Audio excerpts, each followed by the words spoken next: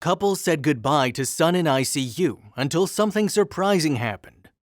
Carson's life is nothing short of a miracle to his parents, and the Catholic Church might agree. This is the story of a young couple's journey through love, loss, and an inexplicable shift of fate. One born on Mardi Gras Day when Michelle and Brandon Coyle's firstborn arrived 3 weeks early. Swaddled in wonder, it's a tapestry woven in part by a nurse who offered a bedside baptism, a judge who visited in the middle of the night, and now a priest who reports directly to Rome. It's a mystery we unravel thread by thread, every high and low braided into the most emotional twists.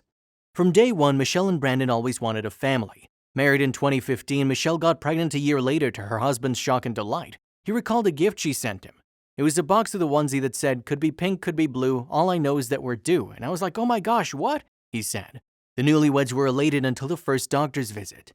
"That's when we realized the pregnancy wasn't viable," Michelle said, explaining she had miscarried. Just 3 months later, they conceived again, celebrated, and grieved again. Perhaps that's why after the couple conceived a third time, a pregnant Michelle literally jumped for joy when they learned they were having a son, Carson Joseph Coyle, named after his grandpa. Life seemed to be turning around. The pregnancy was wonderfully unremarkable, no problems, no surprises until, of course, Michelle went into labor unexpectedly Mardi Gras morning.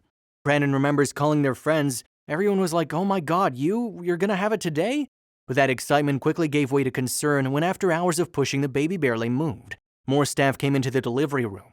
The couple was told the baby was too high and Michelle's hips were too narrow. Instead of a C-section, they said the doctor performed a vacuum-assisted delivery.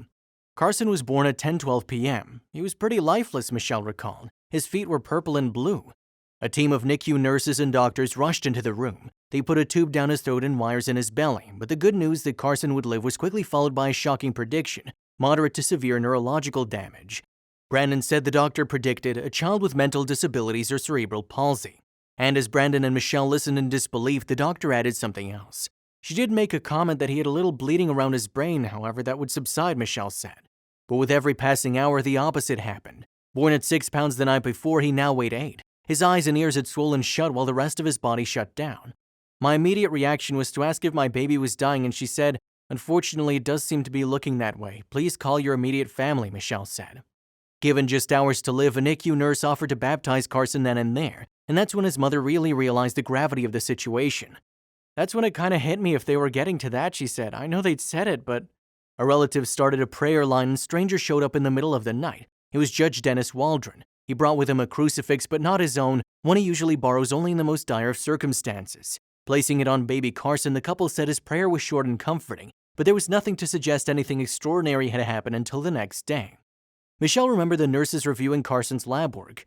"Looks like it's getting a little better. The blood's getting better, this and that, and the other is getting a little better." Carson's color returned. He started breathing on his own and even eating. He wasn't just surviving, he was thriving. And the neurological damage the doctor predicted at birth, an MRI proved that had changed too. "They basically said 100% normal neurological functioning," Michelle exclaimed. 14 days after Carson was given hours to live, he went home, and that's where he's been ever since.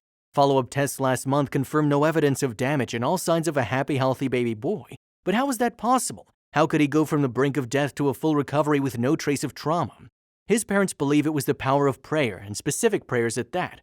Remember the judge who visited in the middle of the night? It turns out he was a volunteer with the Silo Center, named after New Orleans priest now on the path to sainthood. And that cross he placed on baby Carson, it was the very one Father Francis Xavier Silos used back in the 1800s. The family knew Father Silos had already been credited with one miracle, and they wondered, could he be responsible for another?